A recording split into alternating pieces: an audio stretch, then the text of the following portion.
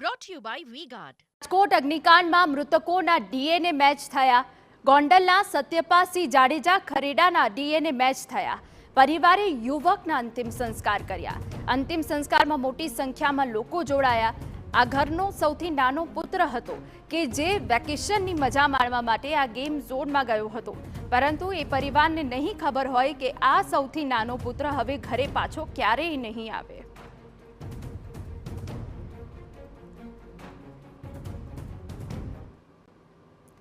તો જ્યારે પરિવાર આક્રંદ કરી રહ્યો છે ત્યારે અમારા સંવાદદાતા પણ ત્યાં ઉપસ્થિત છે, અજીત ગઢવી, કે જેઓ વિગતો આપી રહ્યા છે. અજીત, જીવનનું જે સૌથી મોટો દુઃખ છે આ એ વિદાય છે કે જે એક વખત સ્વજન જશે જે પાછો નહીં આવે. આજે અનેક પરિવારો હશે એવા કે જે આક્રંદ કરી રહ્યા છે. આખું રાજકોટ રડી રહ્યું છે. અજીત, એના વાત કરવામાં આવે તો કોઈ કવિએ બહુ સાચું કીધું છે કે બગાડીશમાં તું કોઈની બાજી અધવચ્ચે કીર્તાર. હે પ્રભુ, હે ઈશ્વર, કોઈના જીવનમાં જીવનની જે રમત છે, જીવનની જે બાજી છે, તે અધવચ્ચે કોઈ દિવસ કોઈની ન બગાડતો. કારણ કે જે વ્યક્તિ પોતાનો દીકરો, પોતાની દીકરી, પોતાનો બાપ 1 મિનિટ પહેલા જે સાથે હતો તે આવનારી 1 મિનિટ પછી નહીં હોય, તે સત્ય સ્વીકારતા પહેલા કોઈ પણ વ્યક્તિના આંસુ સરી જાય છે. આવી જ ઘટના બનવા પામી છે રાજકોટમાં. અત્યારે અમે રાજકોટના સ્મશાન ગૃહ ખાતે ઊભા છીએ. હું આપને દ્રશ્ય બતાવીશ. એક સિદ્ધપુરા પરિવારની અંદર એક વ્યક્તિ જેની પોતાની જીવનની જરૂરિયાત હતી, પોતાને આર્થિક ઉપાર્જન માટે, કમાવવા માટે કોઈ વિકલ્પ નહીં હોય એટલા માટે નાની મોટી નોકરી કરતા હશે આ ભાઈ, અને પોતે જે આ ટીઆરપી ઝોનની અંદર જે થોડા સમય પહેલાં જ નોકરી લાગ્યા હશે અને કદાચ એમને ખબર નહીં હોય કે આ નોકરી તેમને મોત મેળવવા માટે, પોતાની આર્થિક સ્થિતિ સારી કરવા માટે નહીં પણ સ્મશાને જવા માટે આ નોકરી મેળવી છે તેવી તેમને નહીં ખબર હોય. અને એટલા જ માટે આ ઘટનાની અંદર જે પહેલું ડીએનએ ટેસ્ટ જે નક્કી થયું અને તેમને પરિવારને મૃતદેહ સોંપી દેવામાં આવ્યો છે.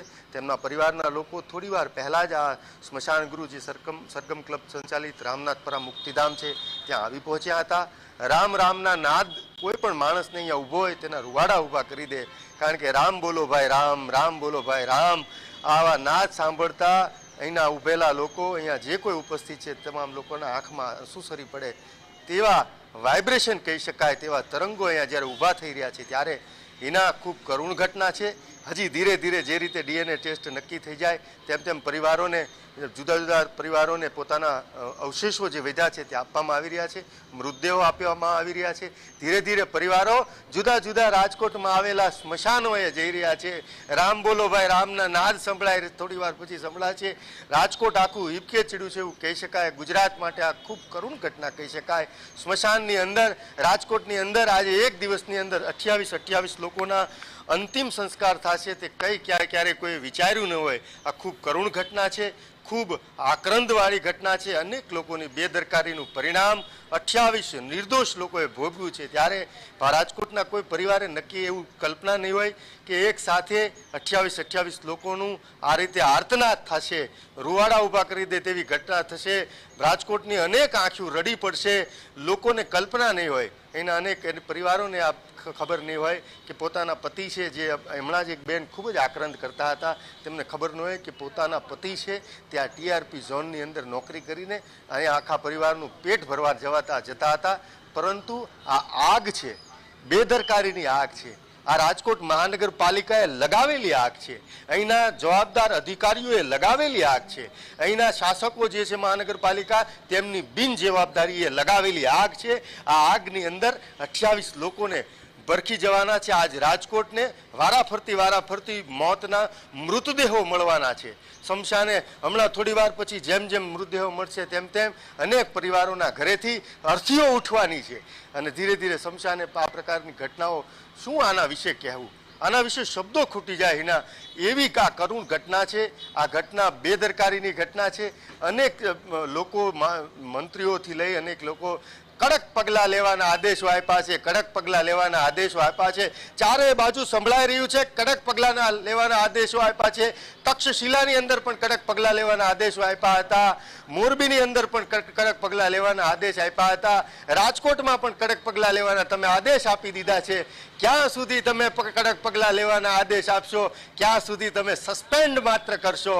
ક્યારે તમે આ લોકોને જેલમાં નાખશો તે સવાલ છે. હવે લોકો થાકી ગયા છે સરકાર ઉપર કે જે તપાસ કરી રહ્યા છે તેના ઉપર વિશ્વાસ નથી.